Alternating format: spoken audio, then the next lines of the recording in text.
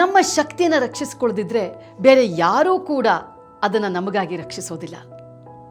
ನಾವು ನಮ್ಮ ಸ್ವಂತ ಸಮಯವನ್ನು ಗೌರವಿಸದಿದ್ದರೆ ಬೇರೆ ಯಾರೂ ಕೂಡ ಅದನ್ನು ಗೌರವಿಸೋದಿಲ್ಲ.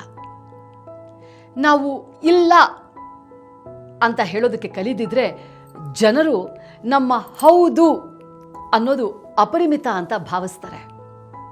ಆದ್ದರಿಂದ ಬುದ್ಧಿವಂತಿಕೆಯಿಂದ ಜನರನ್ನು ಆರಿಸಿಕೊಳ್ಳಿ, ದಯೆಯಿಂದಿರಿ, ಆದರೆ ಯಾರ ಡೋರ್ ಮ್ಯಾಟ್ ಆಗಬೇಡಿ.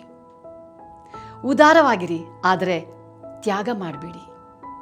ಯಾರಿಗಾದರೂ 10 ಬಾರಿ ನೀವು ಸಹಾಯ ಮಾಡಿದ ನಂತರ 11ನೇ ಬಾರಿ ನೀವು ಇಲ್ಲ ಅಂತ ಹೇಳಿದ್ರೆ ನೀವು ಅವರಿಗಾಗಿ ಮಾಡಿದ ಎಲ್ಲವನ್ನೂ ನಿರ್ಲಕ್ಷಿಸಿ ಅದನ್ನು ಮರೆತು ನಿಮ್ಮನ್ನು ಸ್ವಾರ್ಥಿಯಾಗಿ ಕಾಣುವಂತೆ ಮಾಡ್ತಾರೆ.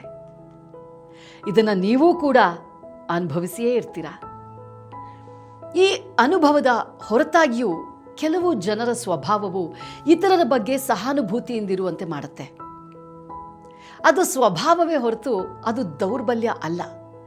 ವಾಸ್ತವವಾಗಿ ಅದೊಂದು ದೊಡ್ಡ ಶಕ್ತಿ.